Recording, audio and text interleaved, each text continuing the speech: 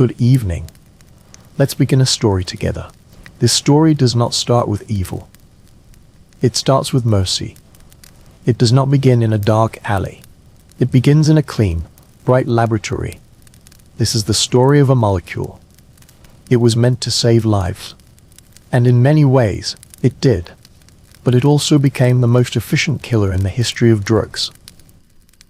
A substance so powerful, a few grains of salt worth can stop a human heart. Before we start, if you like what we do, please take a moment to like and subscribe. Only do so if you truly enjoy the content. Let me know in the comments where you're watching from and what time it is there. I always love seeing our global audience. Now, let's dim the lights. Let's begin our journey. The year was 1960th. The world was locked in the Cold War. The space race was on. Rock and roll was shocking parents. And in a small lab in Belgium, a chemist named Paul Johnson was about to create something. This thing would change medicine forever. Decades later, it would change the heart of America's drug crisis. Paul Johnson was not a typical drug researcher. He was a brilliant man. He was deeply curious and very ambitious. By age 30, he had already done great work in medicinal chemistry. His father owned a small drug company. Young Paul grew up breathing the air of labs. He watched chemicals form in solutions. He learned the language of molecule. But Johnson was troubled by an old problem. The problem was pain. Specifically, pain that morphine could not fix. Morphine was humanity's oldest painkiller. But some pain needed such high doses of morphine that the side effects were terrible, or even deadly. Morphine was a blunt tool. It worked, but the cost was high. It slowed breathing, sometimes to death. It caused bad constipation. It made patients sick and confused. Worst of all, it created a powerful physical addiction. Relief became a prison.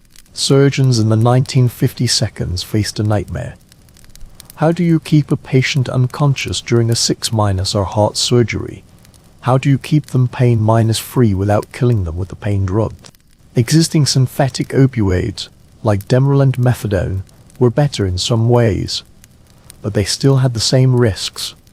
The world needed something stronger, something faster, something doctors could control with precision. They needed a scalpel, not a sledgehammer. Johnson's approach was smart and careful. He knew all opioids worked the same way. They bind to special receptors in the brain and spine. These are the body's own pain control centers. They respond to natural painkillers the body makes. The question was this: could he design a molecule that fit these receptors better than morphine? Could he make a key that turned the lock more smoothly? He started with an existing drug and changed its structure. He changed it atom by atom. He tested every new version. It was slow, hard work. Most compounds he made were failures. They were too weak, too toxic, or did nothing at all. But in 1960, after countless tries, he made a new compound. He labeled it 41,263. Later, it got a simpler name based on its chemistry. He called it fentanyl. The first animal tests were shocking. Fentanyl was not just stronger than morphine. It was exponentially stronger. Milligram for milligram. It was about 100 times more potent. But strength alone was not the breakthrough. What made fentanyl revolutionary was its profile. It worked incredibly fast. Minutes after an injection, it crossed into the brain and latched onto receptors. A surgeon could put a patient under almost instantly. This was critical for emergencies. It was also very short acting. The effects peaked fast and faded within an hour or two. This gave anesthesiologists amazing control.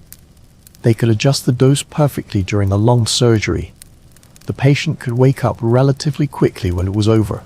Most importantly, in a controlled medical setting, it seemed safe. It did not damage organs. It did not cause long-term problems like other anesthetics. In the sterile operating room, It was a true miracle. It let surgeons perform operations that were once too risky, too painful, or just impossible. Johnson's company patented the compound. They began making it for hospitals. By the mid-1960s, fentanyl was the gold standard for surgical anesthesia in Europe and North America. It was used in heart surgery and trauma care. It saved countless lives. Paul Johnson had done what he set out to do.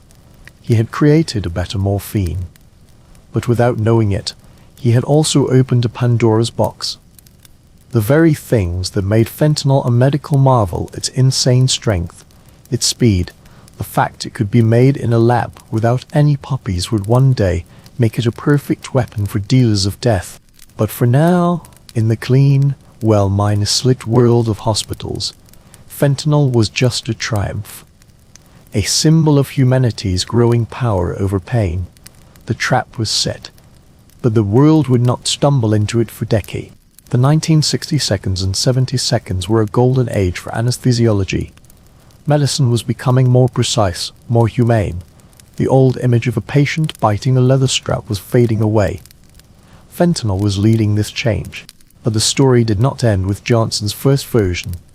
The fentanyl molecule became a template, a starting point. Chemists around the world began to tinker with its structure. They added a chemical group here, removed one there. They created what are called analogues. Each analog had slightly different properties, slightly different strength, duration, or side effects. In 1974, Johnson himself made another one. He called it reshaped. It was even stronger than fentanyl, 5 to 10 times stronger. It was used for the most delicate and dangerous surgeries, like on the heart or brain, where every tiny bit mattered. Then came alfentanil. It was less potent but wore off even faster, perfect for quick outpatient procedures. Then reshaped. The body broke this one down so fast its effect could be turned on and off like a light switch. It gave doctors an almost superhuman level of control. Each of these drugs found its place in modern medicine. They were the tools of artists. They let doctors walk the narrow line between consciousness and death with incredible skill. Medical journals praised them. Surgery death rates went down. Patients had less pain afterwards and healed faster. Fentanyl also found a new use outside the operating room. In the 1990s, drug companies made fentanyl skin patches. Brands like Deadliest. These were sticky patches that slowly released fentanyl through the skin over 3 days. They were prescribed for chronic pain, especially for cancer patients who were suffering terribly. For the terminally ill, these patches were life-changing. Someone in the late stages of bone cancer could put on a patch. They would get steady relief without constant shots or pills. It was humane. It was dignified. It let people spend their last days with family, lucid and comfortable, not lost in agony or sedation. But the patches brought fentanyl into a new world. They were prescribed outside hospitals. They were carried home in pharmacy bags. They sat in bathroom cabinets. They were, in essence, portable tanks of one of the strongest opioids ever made. A single patch contained enough fentanyl to kill several people if misused. The medical community was confident, though. The patches were designed for slow release. They needed a prescription. Patients were screened. What could go wrong? Looking back, that question seems almost naive. But at the time, fentanyl lived in a sealed bubble. It was a medical tool with strict rules, used by professionals. The idea of it becoming a street drug seemed ridiculous. Fentanyl wasn't like heroin or cocaine. It didn't come from a plant. It needed a real lab, real chemistry. Everyone thought it was too complex to make illegally. And for a while, they were right. Fentanyl stayed where it belonged in hospitals and hospice care. It was a miracle, but a guarded one. Medicine had learned from past mistakes, from the heroin disasters. They thought they had built enough safeguards. They were wrong. The walls they built were not as strong as they thought. Outside those walls, in the shadows of the drug trade, a new threat was forming. Not from big cartels, but from lone chemists. Men with just enough knowledge to be dangerous, and just enough ambition to try. The first crack in the medical fortress didn't appear in the 1990s. It appeared earlier, in the drugged minus out haze of the late 1970s. This was the era of disco, of Studio 54. It was also the era of the designer drug. Designer drug was a term for synthetic substances made to get around drug laws. The logic was simple and sneaky. Drug laws banned specific chemicals by name. Heroin was illegal. But what if you made a new chemical?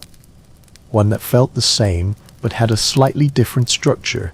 Technically, legally, it wasn't banned yet. It was a loophole. A game of chemical whack-minus, a minus mole between underground chemists and the government. Fentanyl, with its known structure and powerful effects, was the perfect candidate for this game. In 1979, a cluster of overdoses in Orange County, California, got the attention of police and health officials. Young people were turning up dead or in comas. They showed all the signs of an opioid overdose. But the toxicology reports kept coming back negative for heroin or any known opioid.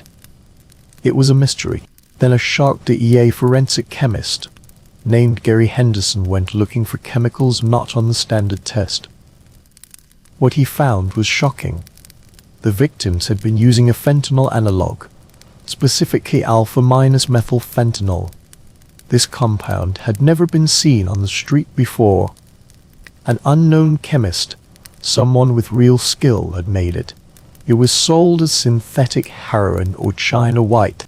This was a turning point, though few saw it then. For the first time, fentanyl had escaped the lab. It had been weaponized not by a company, but by a criminal. The results were terrible. The users were used to street heroin.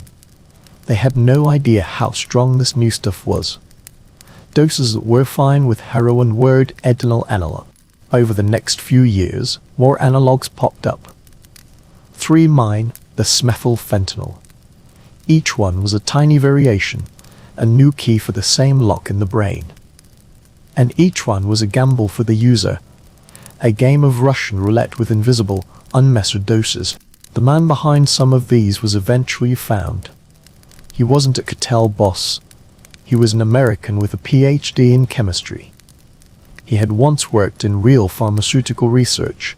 His name is lost to history now, buried in 1982's drug war files.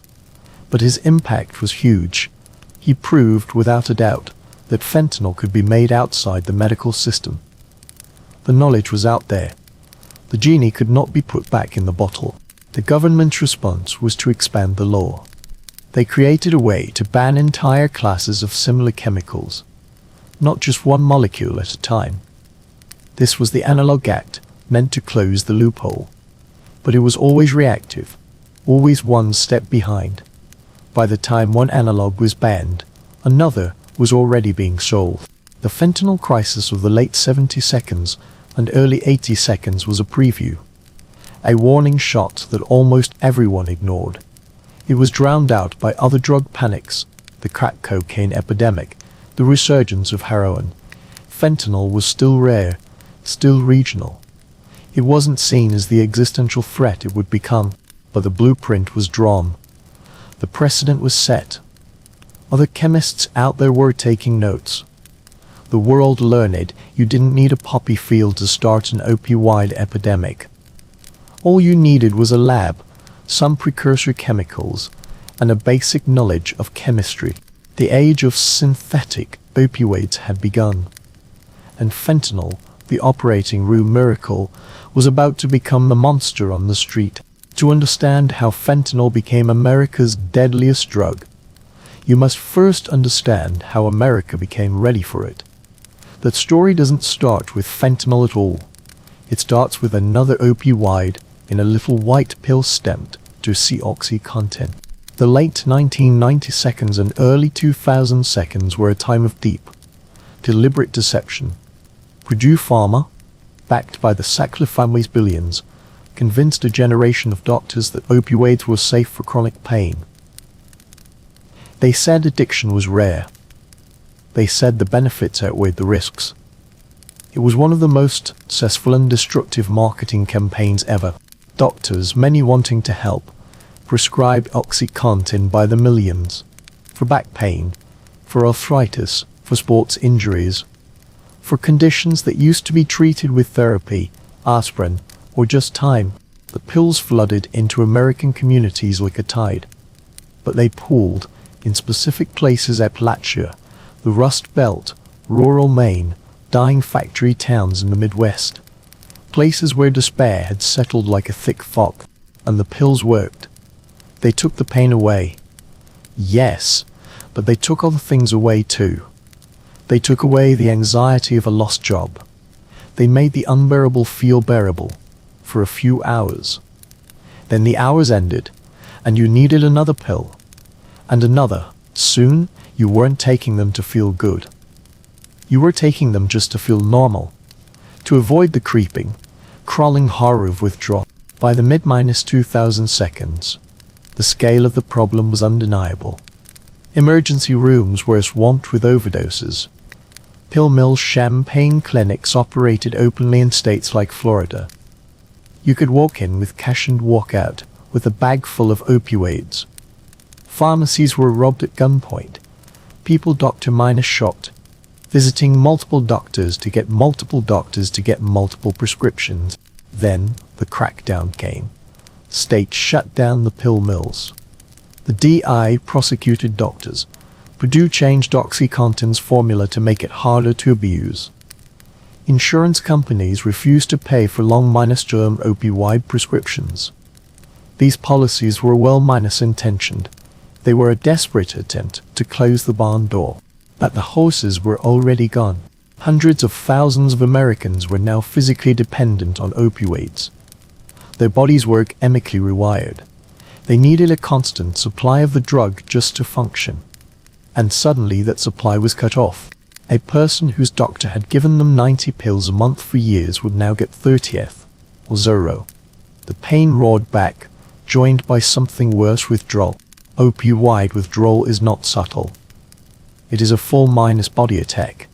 It starts with anxiety, a deep sense that something is terribly wrong. Then come the physical symptoms. Muscle aches that feel like your bones are twisting, uncontrollable yawning, a runny nose and streaming eyes like the worst flu ever. Then nausea, vomiting, diarrhea, chills, and sweats. Your body can't control its own temperature. And through it all, a psychological torment, a desperation that's impossible to describe if you've never felt it. Facing this nightmare, many people had a stark choice: endure withdrawal, which could last weeks, and try to rebuild, or find another source of opioids. The cheapest, most accessible source was waiting on the street: heroin. The switch from pills to powder was seamless and devastating. A 30- days supply of black-market OxyContin might cost $600 th. A bag of heroin with nearly identical effects cost $20 th. The economics were undeniable. So, the pipeline was set. Purdue Pharma, the Sacklers, through malice or willful ignorance, had created a vast pool of opioid-dependent Americans. When the medical supply vanished, these Americans had no choice but to turn to the illegal market. By 2010, heroin use in the United States was skyrocketing. But this wasn't the heroin of the 1970s. This was a suburban epidemic. A rural epidemic. Soccer moms and construction workers. High school students and veterans. Overdose deaths climbed every year: 10,000, 20,000, 30,000. The heroin suppliers, mainly Mexican cartels, watched this surging demand with cold, calculating eyes. They ramped up production. They refined their networks. They lowered prices. But they also had a problem. Heroin was profitable, but it was a hassle. It needed poppy fields, which could be eradicated or fail. It needed complex, dangerous refinement. It was bulky and hard to smuggle across the heavily guarded U.S. border. They needed something more efficient, more potent, something made in a lab, independent of farms. Something so powerful you could smuggle a tiny amount and make a fortune. They needed fentanyl, and by the early 2010 seconds, the system to get it was falling into place. Not in Afghanistan or Colombia, in the industrial sprawl of a rising superpower China. The story of fentanyl's change from medicine to weapon cannot be told without China. It is a story of globalization, of regulatory gaps, of profit without conscience. In the late 20th and early 21st centuries, China became the world's factory. It made everything: toys, electronics, and also chemicals. The Chinese chemical industry was huge and loosely regulated. Thousands of companies operated there. Many were legitimate. They supplied the world with materials to make real medicine. But the line between legal and illegal was often blurry. At its heart, fentanyl is just a chemical. Making it requires specific precursor compounds. These are the building blocks. Chemicals like -A, NPP and NPP. They are not hard to make, and they have almost no legitimate use outside of making fentanyl. But for years they were not tightly controlled in China. In the early 2010 seconds, a new business model appeared. Small Chinese chemical companies began advertising these precursors online. They used coded language, research chemicals, not for human consumption. But everyone knew the truth. They were selling the pieces to build fentanyl. The beauty of this system, for criminals, was deniability. The Chinese companies were not selling fentanyl. They were selling legal chemicals. If someone else used them to make an illegal drug, that was not their problem. It was a gray market in a global regulatory void. Mexican cartels were the first major customers. The Sinaloa cartel and the Jalisco New Generation cartel bought these precursors by the ton. Shipments arrived in containers labeled as paint or cleaner at Mexican ports. From there, they went to secret labs in states like Sinaloa and Jalisco. These labs were not jungle huts. They were industrial operations. The chemists had real expertise. Some had degrees. They had proper lab equipment. They could produce fentanyl of extremely high purity, and they could make staggering amounts of it. The economics were a cartel's dream. A kilogram of heroin required a whole season of poppy farming. It involved hundreds of farmers. After refining, you got a few kilos of product. But a kilogram of fentanyl precursors, you could buy that from China for a few $1,000s. In a matter of hours, you could turn it into a kilogram of pure fentanyl. That single kilo could then be cut and mixed to make the equivalent of 50 to 100 kilos of street-level product. The profit margin was astronomical. The risk was lower. Fentanyl was so potent that smuggling it was easy. A brick of heroin was bulky. A kilogram of fentanyl could be divided into tiny, hard minus-to-minus detect packages. It could be hidden in car panels, in food packages, in luggage lining. It could even be mailed. The Chinese government was slow to act. For years, fentanyl and its precursors existed in a legal gray zone. Some analogs were, but new ones popped up. It was the same cat and mouse game from the 1970 seconds, but now on an industrial, global scale. American officials pressured Beijing. In 2019, China announced it would classify all fentanyl-related substances as controlled drugs. This was a big policy shift. For a moment, there was hope, but the crackdown was incomplete. Enforcement was spotty. Many chemical companies just moved their business online. They used encrypted apps and cryptocurrency. And when precursors got harder to get, the cartels adapted. They started making their own precursors. They found new suppliers in India and other places. China's role had been critical, but it was no longer essential. The knowledge was out, the supply chains were set. The genie was out of the bottle, and it was multiplying. The age of fentanyl had truly begun. By 2013, fentanyl was no longer a curiosity in the American drug supply. It was the new normal, and it brought a level of danger that scared even experienced drug users. The problem was simple, brutal math. Fentanyl's potency, the very thing the cartels loved, made it almost impossible to dose safely. A lethal dose of heroin for a new user is about 200 milligrams. A lethal dose of fentanyl is 2 milligrams. That is 1/100th the amount, the difference between life and death. This created an impossible challenge for a street dealer. The powder they get from their supplier must be cut. It is diluted with inert substances to stretch the supply. The cutting agents are cheap stuff. Lactose mannitol, sometimes baking soda, sometimes more dangerous things like animal tranquilizers. The process of cutting fentanyl is supposed to involve careful mixing. Every dose should have about the same amount of the drug, but most dealers are not chemists. They work in apartment back rooms and basements. They use kitchen blenders or just stir by hand. The result is a mixture that is fatally inconsistent. One bag might be mostly cutting agent with just a trace of fentanyl. The next bag from the same batch might have a concentrated clump of pure fentanyl. It is a lottery. The losing ticket is death. This became known as hotspots. Every dose became a game of Russian roulette. It got worse because many users had no idea they were taking fentanyl. Dealers began treating their heroin with fentanyl to make it seem stronger. A user who bought from the same dealer for months might suddenly get a dose laced with a drug 100 times more powerful. The signs of a fentanyl overdose looked like a heroin overdose at first.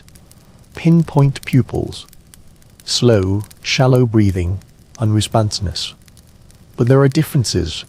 Fentanyl overdoses happened faster, sometimes in seconds, and they are harder to revert.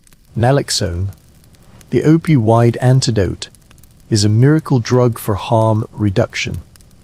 But with fentanyl, it often takes multiple doses. One shot of Arcan might save a heroin overdose. It might do nothing for fentanyl. Paramedics and doctors reported a chilling new reality. They would find a person blue and not breathing. They would give naloxone. No response. A second dose. A third. Sometimes 4 or 5. Amounts that were unthinkable just years before. And even then, some patients could not be saved. The death toll began to climb at a stunning speed. In 2013, about 3,000 U.S. deaths were linked to synthetic opioids like fentanyl. By 2016, that number was nearly 20,000.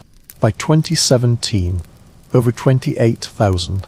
By 2021, a staggering 70,000 deaths in a single year. Fentanyl had surpassed car crashes, gun violence, and any single disease as a leading cause of death for Americans aged 18 to 45.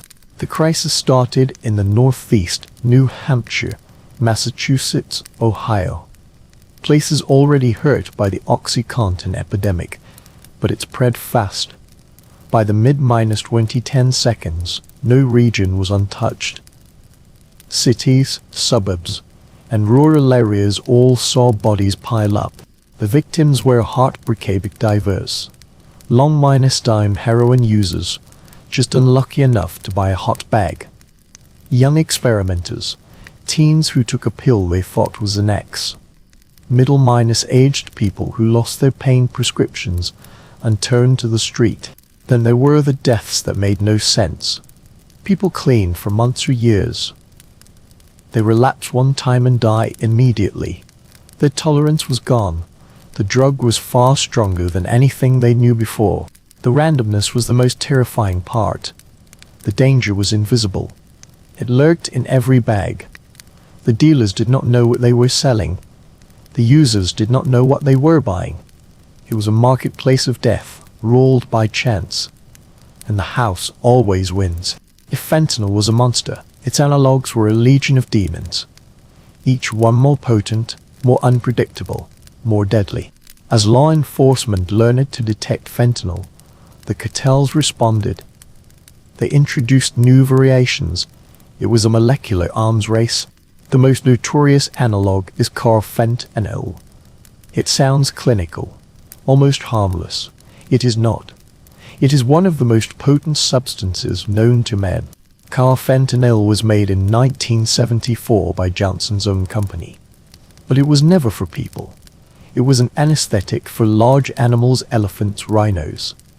A dose to tranquilize a 500-pound elk is measured in micrograms. 100 micrograms, the weight of 2 grains of salt, is enough. For a human, that amount is lethal. Carfentanil is about 10,000 times stronger than morphine, 100 times stronger than fentanyl. Putting carfentanil into the street drug supply was an act of incredible recklessness. It first appeared in the U.S. in 2016 and left trails of bodies. In 1 month, Akron, Ohio, reported over 200 overdoses and 35 deaths, all linked to fentanyl. The same story played out in Cincinnati, Louisville, Tampa. Harm reduction workers were horrified. An amount too small to see could kill multiple people. If a dealer cut heroin with carfentanil, the tiniest mistake was a catastrophe. And it required even more naloxone to reverse an overdose. First responders reported using 10 or 12 doses of Arcan with no effect. There was a secondary danger. Carfentanil is so potent it can be absorbed through the skin or inhaled. Police officers brushing powder off their clothes, short of breath. One officer in Ohio collapsed. The drug was not just killing users, it was a hazard to anyone near it. But carfentanil was not alone. There was acetylfentanyl 2013, furanyl 2015, and others. Each a tiny molecular twist, made to evade laws or just because a chemist could. The problem with these analogues went beyond lethality. It was also detection. Standard drug tests look for specific compounds. When a new, unknown analog appears, it can take weeks to develop a test. In the meantime, people die for unknown reasons. This created terrifying uncertainty. Users had no idea what they were actually taking. Was it heroin? Fentanyl? Carfentanil? Something brand new? Street names became meaningless. China White could be anything. The brand names on drug bags were now just labels on death certificates. The cartels were not trying to kill their customers. Dead customers are bad for business, but the profit motive was overwhelming. The potency differences were extreme. If 1% of your product killed people, but the other 99% made massive profits, the math was simple. You kept selling. There was a darker reality too. Sometimes a rush of overdose deaths would actually increase demand. Users with severe addictions would hear about a strong batch in a neighborhood. They would seek it out. They wanted the strongest high. They believed they could handle it. They thought they were smarter than the ones who died. This perverse logic created a cycle: death, then demand. A new analog hits the street. Bodies pile up. News spreads. More users come, chasing the dragon, believing this time they will survive. The analog army, with its invisible, microgram-sized soldiers, had turned the American drug market into a killing field. And the war was far from over. If cutting heroin with fentanyl was a tragedy, then fentanyl-laced counterfeit pills were something far worse. It was a betrayal that reached a whole new group of victims. People who would never touch heroin. People who thought they were being safe. By the mid-2010s, the cartels saw lucrative new market: prescription drug users. America's appetite for pills was enormous. Xanax for anxiety, Percocet for pain, Adderall for focus, but not everyone had a prescription, not everyone had insurance. The legal supply could not meet the demand. The cartels filled the gap. Using industrial pill presses, they made counterfeit pills. These pills looked almost identical to the real thing. Blue rounds stamped M30, mimicking 30 oxycodone. White bars scored like Twinkies and eggs. The fakes were so good, even pharmacists could be fooled. But these pills contained no oxycodone, no alprazolam. They were pressed from pure fentanyl powder, or a mix of fentanyl and cheap filler. The dose per pill was supposed to be similar to the real drug, but the process was crude. The mixing was uneven. One pill might have almost no fentanyl. The next pill from the same batch could have enough to kill 3 people. These fake pills flooded the market. They were sold on street corners, but also on social media, Snapchat, Instagram, Facebook Marketplace. A teenager looking for an ex for exam anxiety could DM a dealer. They could buy what they believed was pharmacy medication. They had no idea it was a fentanyl bomb. The deaths that followed were especially heartbreaking. So many victims were young, high school students. People in their teens and 20s with no opioid tolerance. They thought they were taking something safe because it looked like medicine. There were cases of whole groups of friends overdosing together. A college dorm where 3 students celebrating the end of exams shared pills. They were all found dead the next morning. A high school party where 1 pill, split 4 ways, killed 2 teenagers within minutes. The randomness was the most terrifying part. A person could buy 10 fake pills. They could take the first 9 with no issue, then die from the 10th because it had a concentrated dose. Or they could take 1 and survive, give 1 to a friend, and watch that friend collapse and die. Pure chance decided who lived. Parents were blindsided. They warned their kids about street drugs, but their kids weren't using heroin. They were taking what they thought was a painkiller or an anxiety pill in their own bedroom, and they weren't eyeing. The scale of the problem exploded. In 2018, the DA seized about 5 million fake pills.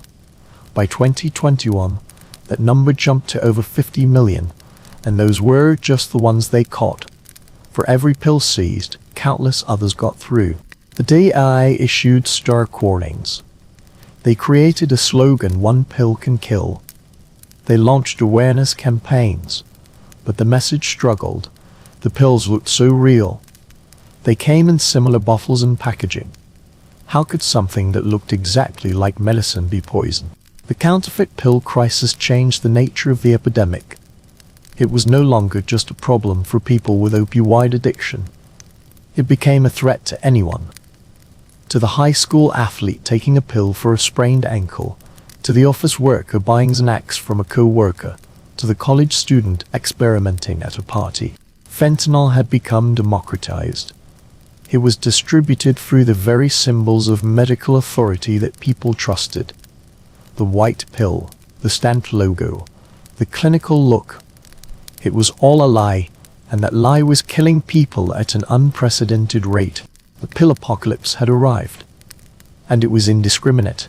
While America struggled with its overdose crisis, fentanyl appeared on the world stage in a horrifying new role.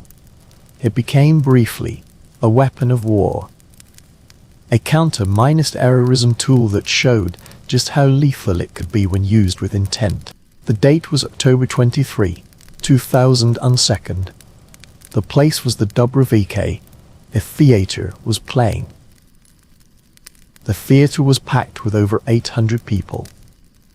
40 armed Chechen separatists stormed the building. They took everyone hostage. They wired the theater with explosives. They demanded Russian troops leave Chechnya. The siege lasted for 3 days. Russian special forces surrounded the building.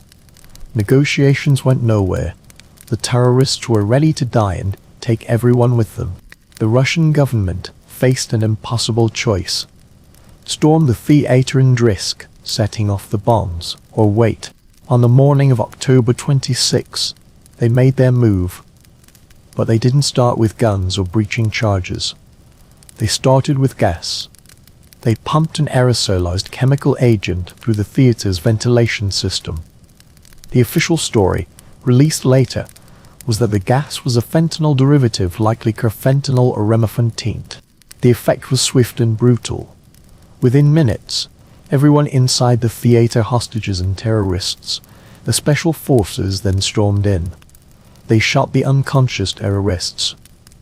The hostages were carried out. Hundreds of unconscious bodies lay on the pavement, waiting for help. But the medical response was a catastrophe. The Russian authorities had not told hospitals what chemical was used. Doctors and paramedics on scene had no idea. They were dealing with mass opioid overdose. They didn't know to give naloxone. Many hostages lying on their backs, aspirated vomit or had their airways blocked. They suffocated. In the end, all 40 terrorists were killed, but so were 130 hostages. They weren't killed by bullets or bombs. They were killed by the gas meant to save them. The Russian government was secretive. They refused to say what agent was used. The exact formula is still classified. The WVK theater siege was a watershed moment. It showed the world that fentanyl was not just a drug. It was a chemical weapon.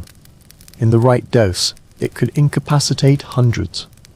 Without proper medical care, it could kill them all. It raised terrifying questions. If a government could weaponize fentanyl, what could a terrorist group do? What if an aerosol form was released in a subway or a stadium? The death toll could be in the thousands. The antidote, naloxone, would need to be given to thousands at once, a logistical nightmare. Western governments took note. Fentanyl and its analogues were added to watch lists. Research began on detection and protection. But the genie was out of the bottle. In the United States, where fentanyl was already killing tens of thousands a year, the Moscow incident was a grim reminder. The substance flooding American streets was not just a public health crisis. It was, in the truest sense, a weapon of mass destruction. The only difference was the dealer. It was being deployed not by a state, but by the chaotic, profit-driven drug trade, and the casualties mounted every single day.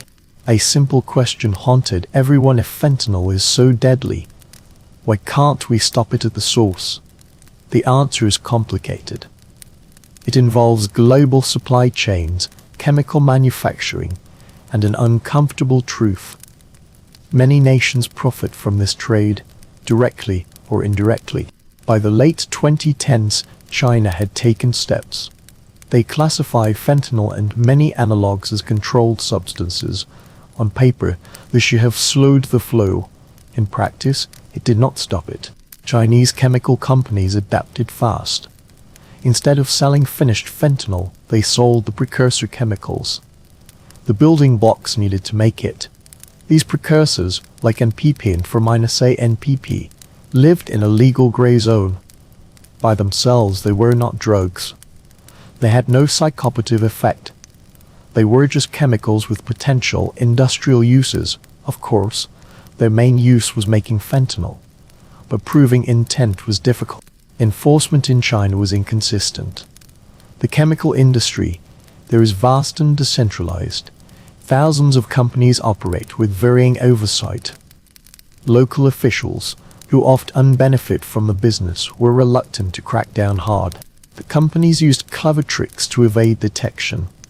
They registered under multiple names. They operated through shell companies. They used coded language on encrypted apps. When one company was shut down, another popped up. Payments were made in cryptocurrency. Shipments were mislabeled as paint or cleaner. At U.S. ports, customs inspectors were overwhelmed. They could only check a tiny fraction of the millions of packages arriving daily. Small packages of fentanyl or its precursors slipped through the mail. But China was the only source. As their enforcement improved, other countries stepped in. India, Pakistan, the supply chain became global and resilient. It was a hydra cut off one head to more grow. There was also complicity in the West. The equipment to make fentanyl pill presses, reactors was often made in the U.S. or Europe and exported. The precursor chemicals sometimes originated in Western factories before being routed abroad. And the money, hundreds of billions, was laundered through banks, real estate, and crypto exchanges. Stopping that flow was nearly impossible. Law enforcement made arrests. Labs were raided. Shipments were seized. But it was like using a bucket to stop a flood. For every shipment intercepted, 10 got through. For every chemist arrested, to where it rained, the economic incentives were just too powerful. The cartels had industrialized fentanyl production. They operated like multinational corporations. They had R&D for new analogs. They had quality control. They had logistics networks rivaling Amazon. And they had a guaranteed customer base, addicted, desperate Americans. The failure to stop the supply is not from lack of effort. It is a failure of physics and economics. You cannot seal a 2,000-mile border. You cannot inspect every package. You cannot eliminate the profit motive. As long as these realities exist, fentanyl will keep coming. The river has too many tributaries. The dam has too many cracks. Just when it seemed the crisis couldn't get worse, it did. In the early 2020 seconds, a new adulterant appeared. It wasn't an opioid. It was something more insidious. It was called xylazine. And it turned the fentanyl epidemic from an overdose crisis into a crisis, into a crisis, into a crisis of the living dead. Xylazine is a veterinary sedative. It is used on horses and cattle. It is not approved for human use. It is not a controlled substance, so it is cheap and easy to get. Mixed with fentanyl uninjected, xylazine extends the high. It creates a deep sedation. Users feel underwater, trapped in a dream. But it also does something opioids alone do not. It causes horrific skin wounds, necrotic lesions. They start as small sores and grow into open, rotting ulcers. The wounds often appear far from the injection site. Xylazine restricts blood flow, causing tissue to die. The streets of Philadelphia's were at first. The Kensington neighborhood became a dystopian nightmare. Users, sedated by xylazine, would stand frozen for hours, bent at unnatural angles. The media called them zombies. Their arms and legs were covered in bandages soaked with pus and blood. The smell of rotting flesh hung in the air. Medical professionals were horrified. The wounds would not heal. Antibiotics and bandages had little effect. The tissue was dead. In severe cases, amputation was the only option. Hospitals reported a surge in young people in their 20 and 30 losing fingers, hands, feet, legs. And here was the cruelest twist: xylazine does not respond to naloxone. A person overdosing on a fentanyl minus xylazine mix could be given Arcan. They might wake from the opioid effects, but the xylazine sedation would continue. They would remain unconscious, their breathing depressed. There was no antidote. The combination was called Tranq-dope, or just Tranq. It spread rapidly. By 2023, xylazine was in over 90% of the drug supply in Philadelphia. It reached New York, Baltimore, Washington, D.C., the Midwest, and the West Coast. The cartels added it for simple economics. Xylazine was cheap and legal. It made the drug feel stronger. It stretched the supply. But the long-term cost was catastrophic.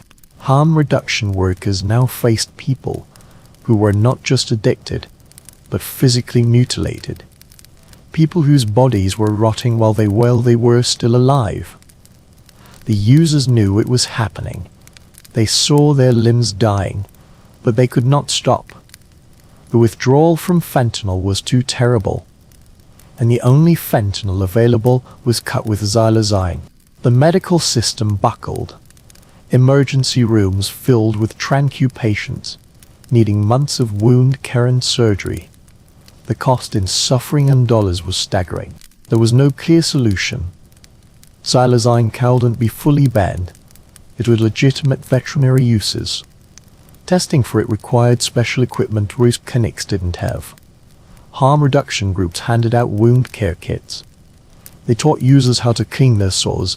It was a desperate attempt to manage the unmanageable. Xylazine represented a new frontier. This was no longer just about preventing death. It was about preventing the slow, agonizing disintegration of the body. The fentanyl epidemic had become a horror story, a plague that consumed its victims piece by piece while they were still alive, and no one knew how to stop it. If there is a final, unforgivable layer to this crisis, it is what it did to children. Not teenagers experimenting, but actual children, toddlers, infants. The youngest and most innocent among us, exposed to fentanyl through no fault of their own. Cases began appearing in emergency rooms across the country. 8-year-old unresponsive with pinpoint pupils. A 6-month-old baby found barely breathing in its crib. In almost every case, the cause was the same: fentanyl. How were children, with no access to the drug market, being exposed? Sometimes it was a tragic accident. A parent or caregiver who used fentanyl would leave residue on a table, a counter, a changing pad. A curious toddler would touch the powder and put their hand in their mouth. The dose needed to harm a child is microscopic. An amount that would barely affect an adult could kill a 20-pound baby. There were cases of babies exposed through breast milk. The fentanyl in the mother's system passed to the child. There were cases of children finding pills or powder left out, mistaking it for candy. The colorful counterfeit pills were especially dangerous here. They were small, bright, and to a child's eye, they looked like candy. But some cases were not accidents. They were criminal neglect. Parents, to deepen their own addiction, failed to care for their children. Homes where drugs were left in the open. Situations where dealers operated in apartments where children live, exposing them daily to lethal substances. The foster care system became overwhelmed with children removed from these homes. Social workers reported heartbreaking scenes. Walking into a house to find a parent overdosed on the floor and the tiny baggies of fentanyl stored next to cereal in a kitchen cabinet. Children who had been hungry and dirty for days because their caregivers were too impaired to function. Pediatric hospitals created new protocols. Tiny weight-minus adjusted doses of naloxone for infants. Long observation periods. Counseling for broken families. But medicine could only do so much. The trauma inflicted on these children, both physical and psychological, was often permanent. And then there were the children who lost parents to fentanyl. The orphans of the epidemic. Kids who came home from school to find a parent dead. Teenagers who had tried for years to save an addicted mother or father, using naloxone, calling ambulances, only to fail in the end. Their grief was compounded by stigma. Unlike children who lost parents to cancer or a car accident, these kids often felt they couldn't talk about their loss. They felt it was shameful. They felt somehow responsible. Schools reported a surge in behavioral problems, depression, and academic struggles. Teachers tried to provide stability. Guidance counselors were overwhelmed. Child psychologists had waiting lists months long. The long-term societal impact is incalculable. A generation of children growing up in households shattered by fentanyl. Kids raising themselves, kids being raised by elderly grandparents who were not prepared for the task. The cycle of trauma this creates will echo for the tough. The public's capacity for outrage is exhausted. The fentanyl crisis has gone on so long, claiming so many lives, it has become normalized. Just another grim fact of American life. The children, voiceless and powerless, suffer in the shadows. And the nation, overwhelmed and numb, often looks away. In the middle of this epidemic, the bitter irony persists. Fentanyl, the substance killing tens of thousands each year, remains an indispensable tool of modern medicine. Every day, in hospitals across the country, anesthesiologists reach for vials of fentanyl. Surgeons rely on it. Emergency room doctors use it for trauma patients. In its proper context, it is still a miracle drug. This creates a difficult tension. How can one substance be both a life-saving medication and a weapon of mass destruction? The answer lies in dose, purity, and context. In a hospital, fentanyl is given by trained professionals. The dose is measured in micrograms. The patient is monitored constantly. Naloxone is always ready. The environment is controlled. On the street, none of those safeguards exist. The dose is unknown. The purity is a mystery. The user is often alone. There is no monitoring, no oxygen, no naloxone until it is too late. The same molecule that allows for painless surgery in one setting causes death in another. But the epidemic put pressure on doctors. The pendulum, which swung so far toward overprescribing in the OxyContin era, now swung back hard. Doctors, terrified of fueling the crisis, began undertreating pain. Patients with legitimate needs found themselves denied medication, viewed with suspicion. Cancer patients, people dying in hospice, reported being unable to get adequate pain relief. Post-surgical patients were sent home with only Tylenol, told to tough it out. This overcorrection created a new crisis, one of unnecessary suffering. Hospitals tightened controls. Vials were counted obsessively. Access was restricted, but diversion still happened. Healthcare workers struggling with their own addiction stole fentanyl from supplies. It was a heartbreaking reminder that addiction does not discriminate. The pharmaceutical industry was in an awkward spot. Companies that made illegal fentanyl watched their product's reputation be destroyed by the illicit market. They added tracking systems and tamper-proof packaging. But they still profited from sales, a fact critics quickly pointed out. Some asked, could we replace fentanyl in medicine? The alternatives are often less effective or have their own serious risks.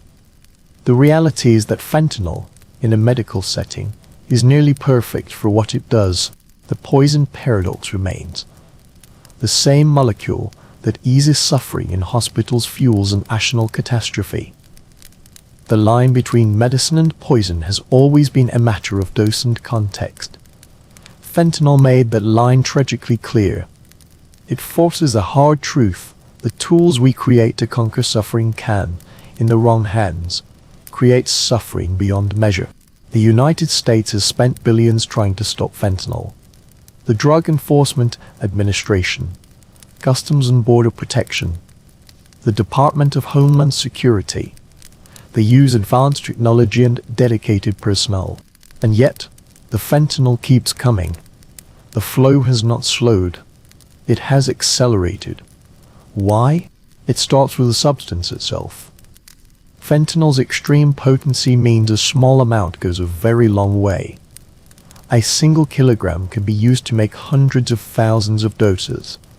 That same kilogram can be hidden in a space the size of a shoebox. Compare that to cocaine or meth. Those drugs require much larger quantities to meet demand. They are bulkier and easier to detect. The U.S. southern border is nearly 2,000 miles long. It is a porous line. Every day, about 1 million people and 300,000 vehicles cross legally at official ports. Beyond those ports are vast deserts, rivers, and mountains, countless places for an illegal crossing. Fentanyl comes through both routes. At official ports, it is hidden with incredible creativity. In spare tires, welded into car frames, concealed in shipments of produce, dissolved in liquids. Couriers, often people who seem less suspicious, carry it strapped to their bodies. Sniffing dogs are not primarily trained for fentanyl. It has little smell. By the time an officer suspects something, the car may have already passed through. Between the ports, fentanyl comes by foot, by drone, even by catapult. Small packages are launched over border fences. Drones fly them across and drop them at GPS coordinates. Sophisticated tunnels, some with rail systems, run under the border. Then there is the mail. International packages from China, India, or Mexico are screened, but the volume is staggering. Millions arrive daily. Inspectors can only check at any percentage. Fentanyl shipments are small, a few grams, packaged to look like letters or small goods. They slip through and are delivered by the postal service directly to dealers. Technology helps. X-ray scanners, chemical sensors, AI that analyzes shipping patterns. But the traffickers adapt faster. When one method is blocked, they find another. When one route closes, two more open. There is also a problem of resources. The border is patrolled by multiple agencies. They are perpetually understaffed for the scale of the problem. For every agent watching, there are 10 gaps in coverage. Interdiction in Mexico has been even less successful. The Mexican government is riddled with corruption. Cartels bribe local police, state officials, even federal authorities. Entire regions are controlled by the Sinaloa or Jalisco cartels. Labs are raided but quickly rebuilt. Chemists are arrested but easily replaced. American law enforcement has joint operations with Mexico. There are successes. Major shipments are intercepted. High-ranking cartel members are captured. But these are tactical wins, not strategic ones. The fundamental structure of the drug trade remains intact. The economic incentives have not changed. As long as there is desperate demand in the United States, there will be supply. Some experts argue that interdiction is a flawed strategy. They say it is impossible to stop a product this small, this valuable, and this sought after. They say the only way to reduce harm is to address demand, to treat addiction as a health issue, not a police issue. But this view remains politically difficult. The public wants the border sealed, they want someone to blame, and they want that someone stop. The interdiction failure is not for lack of effort. It is a failure of physics and economics. You cannot seal a 2,000-mile border. You cannot inspect every package. You cannot eliminate the profit motive. As long as these truths remain, fentanyl will continue to flow. The river has too many tributaries. The dam has too many cracks. The question is not whether the flow can be stopped, but whether we are willing to accept that it cannot. Will we focus our resources elsewhere? On treatment, on harm reduction, on saving the lives that can still be saved? Behind every statistic is a person, a life that ended too soon, a family that will never be whole again. The crisis is often discussed in numbers and policies. But to understand its true cost, we must look at the faces. We must hear the stories. There was Sarah, a 23-year assault nursing student in Ohio. She was prescribed oxycodone after a car accident. When her prescription ran out, she turned to street pills. One night, she took what she thought was a precursor from someone she'd bought from before. It was pressed fentanyl. Her roommate found her the next morning. The naloxone kit they kept in the apartment didn't arrive in time. Sarah had wanted to work in pediatrics. There was Marcus, a 40-year-old construction worker in Philadelphia. He used heroin on and off for years, always holding down his job. When illegaldrugtrade entered the supply, he developed terrible wounds on his arms and legs. He tried to quit 3 times. The last time, he was found dead in his apartment from an overdose.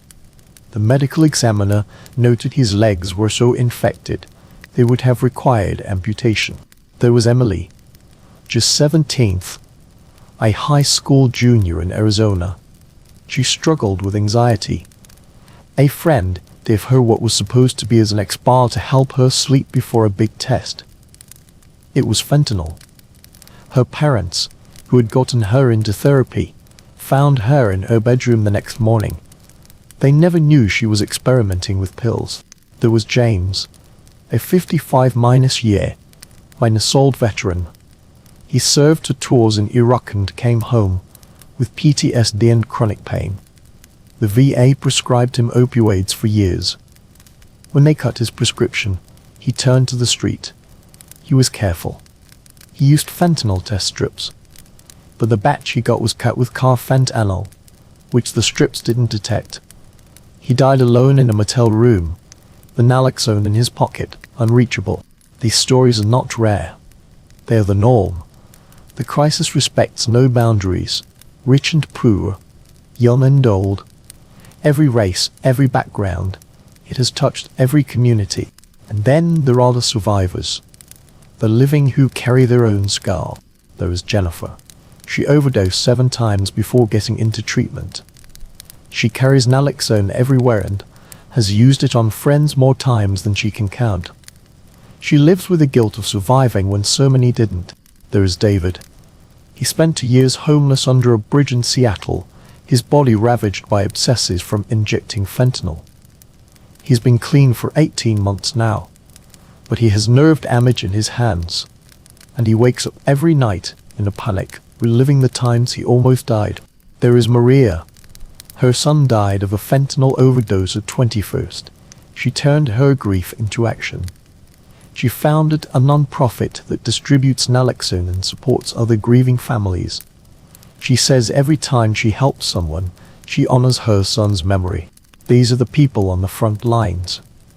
Not the politicians, but the mothers, the fathers, the friends, the social workers and outreach teams, the paramedics who respond to overdose calls multiple times a shift, the nurses who treat the wound.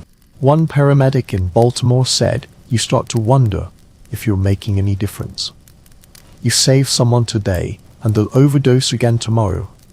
But then you remember every day they're alive is a day they might get help.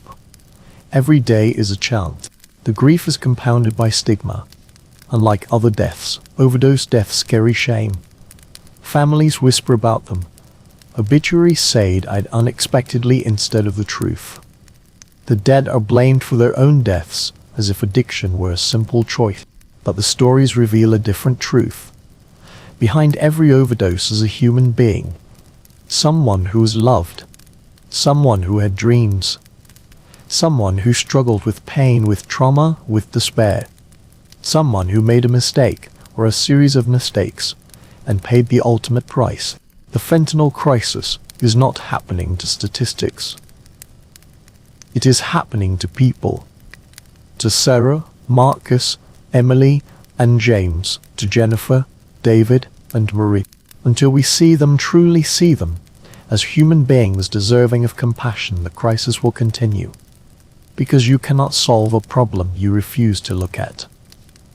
And you cannot save people you have decided to throw away. One of the cruelest parts of the fentanyl crisis is this: we have treatments that work. Medications like methadone and buprenorphine can stabilize people. They can allow someone to rebuild their life. Behavioral therapy and counseling can help. Harm reduction keeps people alive until they are ready for help. The tools exist. The science is clear. And yet, for millions of Americans, these treatments might as well be on the moon. They live in treatment deserts. A treatment desert is exactly what it sounds like. A place, often rural, where there is little to no access to real addiction care. No clinics offering medication. No therapists who understand addiction. No inpatient rehab. Nothing but judgment, jail, and death. The problem is worst in rural America. In counties across Appalachia, the South, the Great Plains, you can drive for hours and find nothing. The few doctors certified to prescribe buprenorphine have waiting lists months long. Many don't take insurance, or only take private insurance, or only take private insurance. This leaves the poorest, who are often hit hardest, with no option. Why is access so limited? Geography is part of it. Rural areas have fewer doctors of any kind, but there are also old rules and stigma.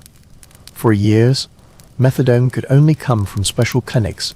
These clinics faced not in my backyard opposition. Communities didn't want them.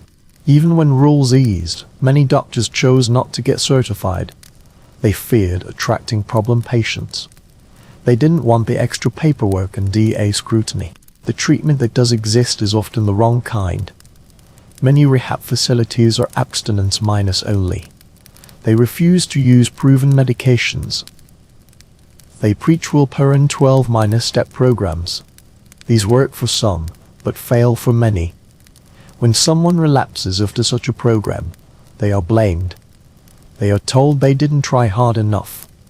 The truth is, they were sent back into a world full of fentanyl with no chemical shield against their cravings.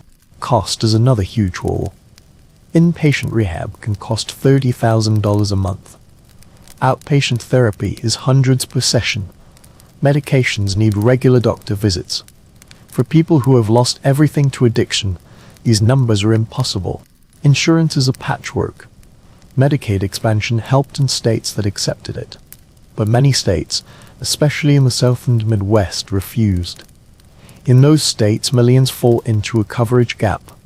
They make too much for traditional Medicaid, but too little to afford private insurance. They have no coverage at all. Then there is the problem of capacity. Even where treatment exists, there are not enough spots. A person in crisis, sick with withdrawal, ready for help, might call a clinic. They might be told the next appointment is in 6 weeks.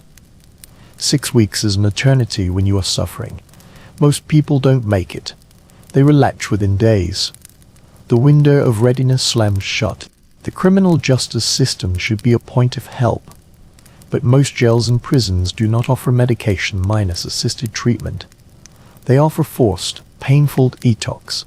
Then they release people back to the same environment with zero tolerance to the drug they were using. This is why overdose deaths spike right after someone leaves jail. The system sets them up to die. There are bright spots. Some places are trying. Drug courts that mandate treatment instead of prison. Mobile clinics that bring services to rural towns. Telehealth programs for remote counseling. Harm reduction vans that distribute naloxone. But these are exceptions. They are small lights in a vast landscape of neglect. The treatment desert is not an accident. It is a policy failure. It reflects decades of underfunding public health. It reflects the criminalization of addiction. It reflects a deep-seated stigma. Too many people, including leaders, still see addiction as a moral failure, not a medical condition. And so people die. They die waiting for an appointment. They die because they can't afford care. They die because the only treatment they can get doesn't work. They die because they are released from jail with no support. The treatment desert is a death sentence. It is handed down not by a judge, but by geography, economics, and indifference. And it is one of the most fixable problems in this entire crisis. If we wanted to fix it, we could. The fentanyl crisis has been front-page news for nearly a decade. Politicians from both parties call it a priority. Billions of dollars have been promised, task forces have been formed, and yet, the death toll keeps climbing. In 2023, over 110,000 Americans died from drug overdoses. The vast majority involved fentanyl. The number is higher than the year before and the year before that. Why? Why has so little changed? The answer is policy paralysis. A mix of political fear, old ideas, and a failure to act on what we know works. First, the ideological divide. On one side are those who see addiction as a criminal justice issue. They believe in tough enforcement, more border security, long sentences.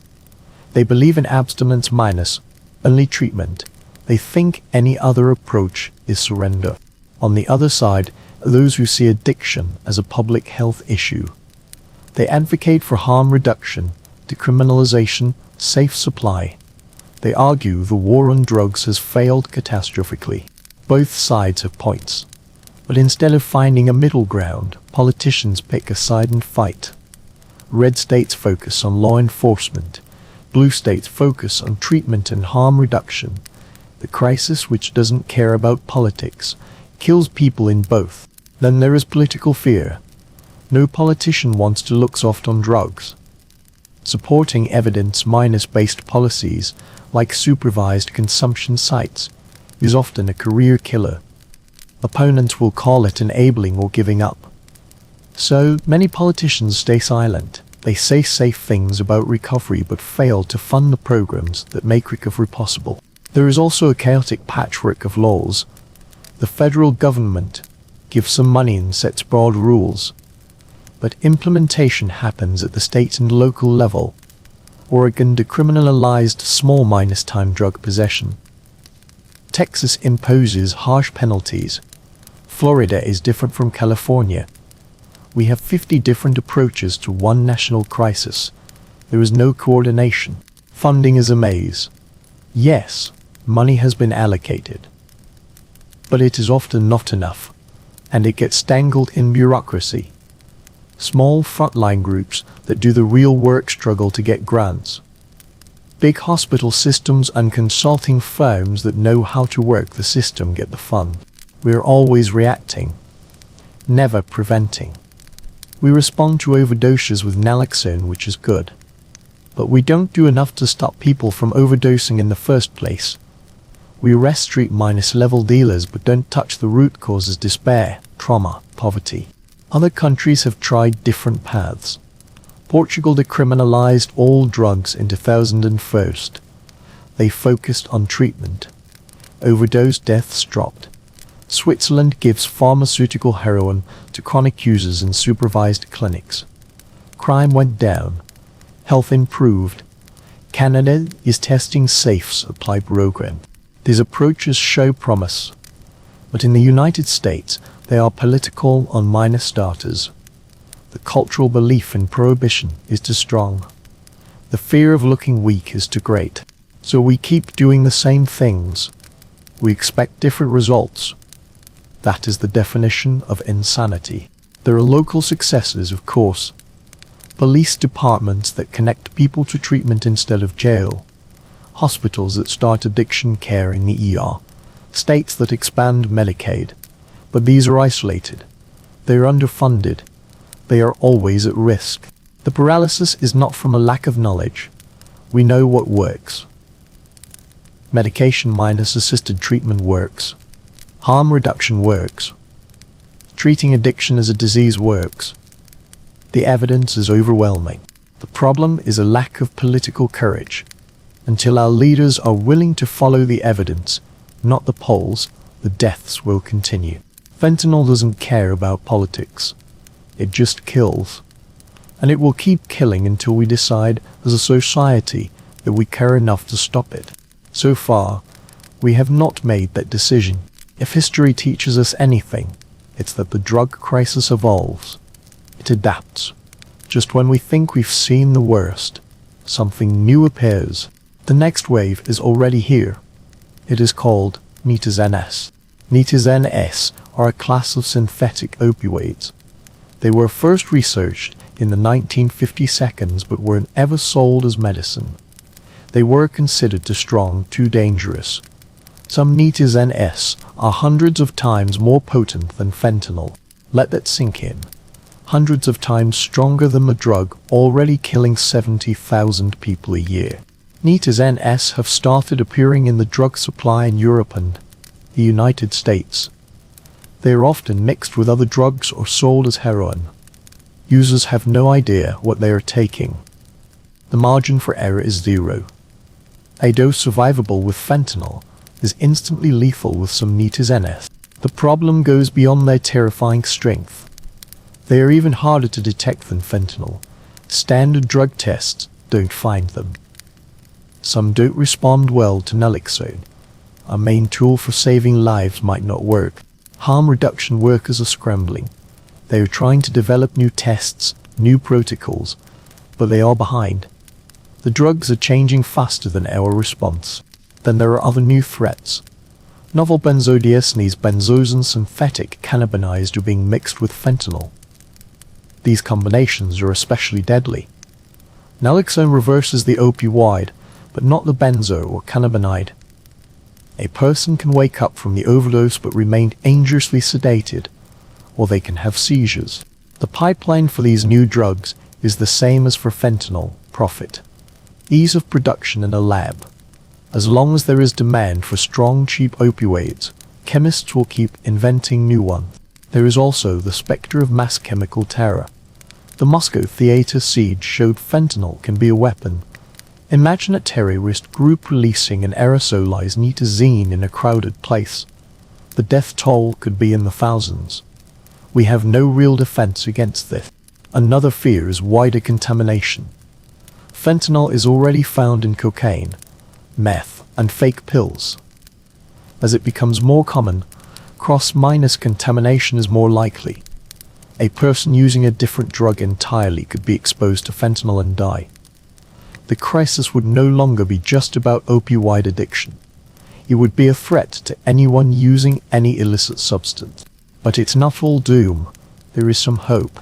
Researchers are working on better overdose reversal drugs. They are exploring vaccines that could block fentanyl's effects. They are looking at gene therapies. None of these are ready yet, but they are possibilities. There is a growing movement for drug policy reform. More states are decriminalizing possession. More cities are opening supervised consumption sites, despite federal law. The conversation is slowly shifting from punishment to health. Technology offers small solutions. Fentanyl test strips are now widely distributed. Apps warn users about bad batches in their area. Wearable devices can detect an overdose and call for help. The most hopeful future is one where we finally treat addiction as a medical condition. A future where treatment is available to all on demand. Where harm reduction is embraced, not fought. Where we address the root causes, the despair, the trauma, the lack of opportunity that led people to drugs. But that future requires a massive shift. It requires political will. It requires investment. It requires us to see people with addiction as people worthy of care.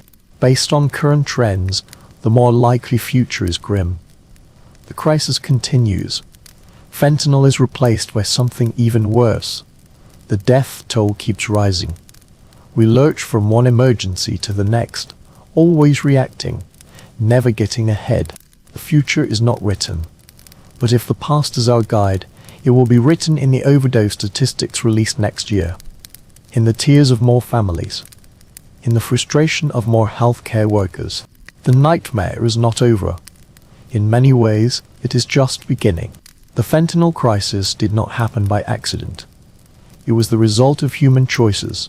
Choices by pharmaceutical companies, by drug traffickers, by policymakers, by regulators. And yet, true accountability has been scarce. Justice has been even scarcer.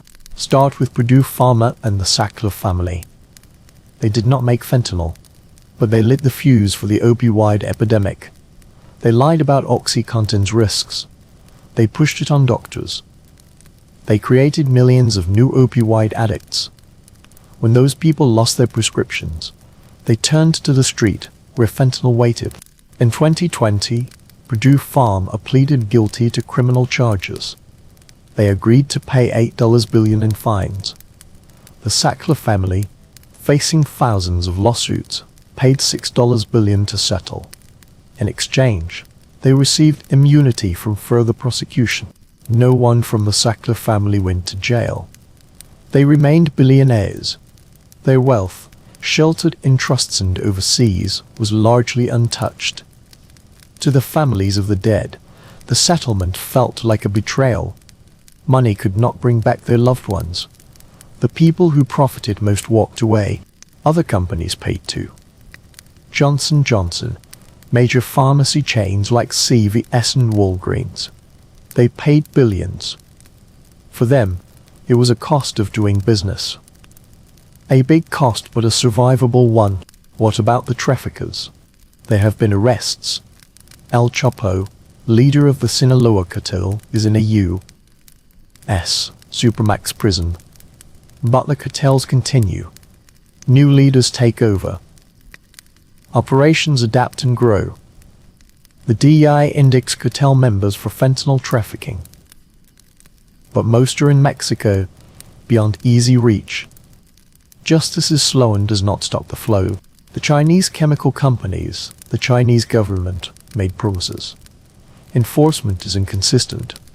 It is a global game of whack minus, a minus mole. What about the policymakers? The legislators who underfunded treatment for decades? The ones who prioritized prisons over healthcare? They face no consequences. They are often re-elected. The regulators. The FDA approved OxyContin based on flawed data. The DI was slow to act against pill mills. There have been internal reviews, but no one has been held personally responsible. There is a deep, corrosive injustice here. The people who created the crisis, who profited from it, have largely escaped punishment. Meanwhile, the people who suffer from it, the users, are arrested, jailed, and stigmatized. They are blamed for their own disease. Some families seek their own justice. They file wrongful death lawsuits. They become activists. They form groups like Families Against Fentanyl. They testify before Congress. They try to put a human face on the statistic. But individual action is not enough. We need systemic accountability. We need criminal charges for corporate executives who knowingly fuel the epidemic. We need sentences that matter, not just fines. We need international cooperation that actually shuts down chemical supply chains. We also need a full accounting. A truth commission. We need to know how this happened, who knew what, and when. We need to make sure it never happens again. But there is resistance. Admitting failure is hard. Opening records creates liability. So the full truth remains scattered.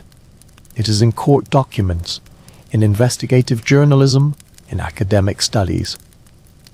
There is no single story, no official reckoning. The problem is, without accountability, the pattern will repeat. Another drug will come. Another company will see a chance for profit. Another generation will suffer. The fentanyl crisis is not just a story of the past. It is a warning for the future. The dead deserve justice. The living deserve prevention. We have to choose a different path. So here we are. Over 1 million lives lost since the opioid epidemic began. And the haunting question remains, can we end this? The honest answer is complicated. We cannot eliminate drug use. People have always sought ways to alter their consciousness. They always will. What we can do, what we must do, is reduce the harm, make drug use less deadly, make treatment easy to get, address the pain and despair that led people to drugs, stop policies that make everything worse. The first step is radical honesty. We must admit that prohibition has failed.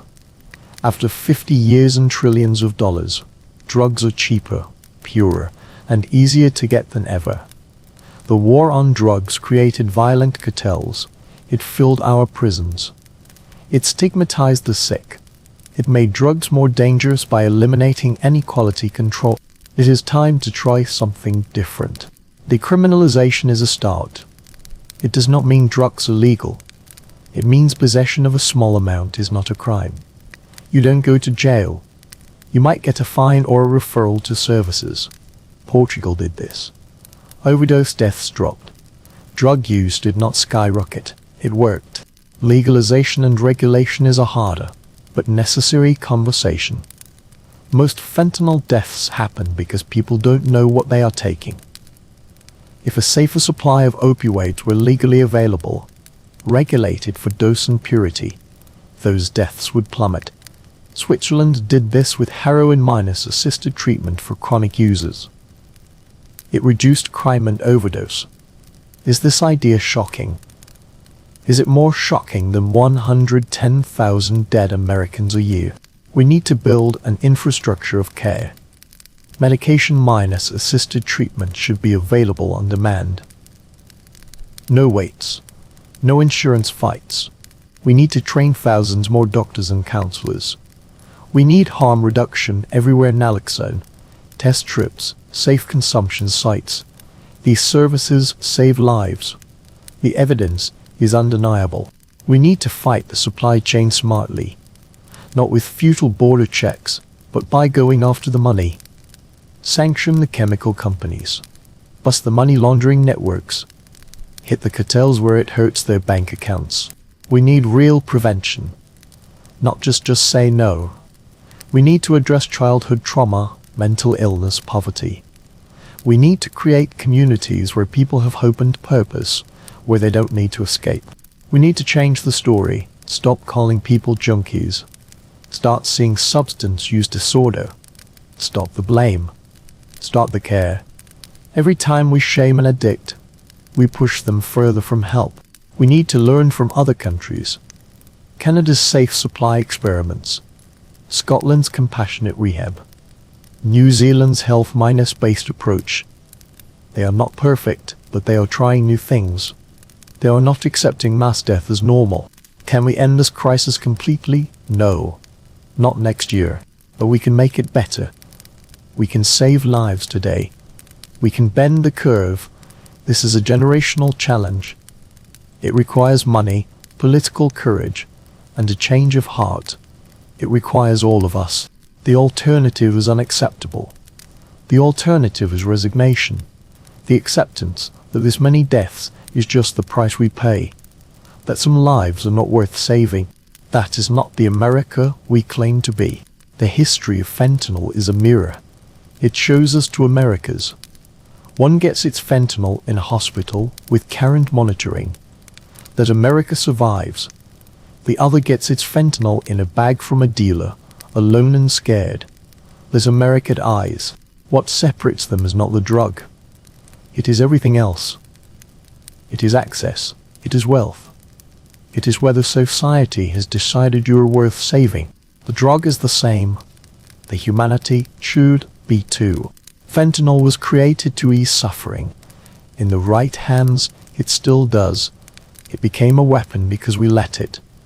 Because we built a world where medicine could become poison, where healing could become harm. The molecule is neutral. We are not.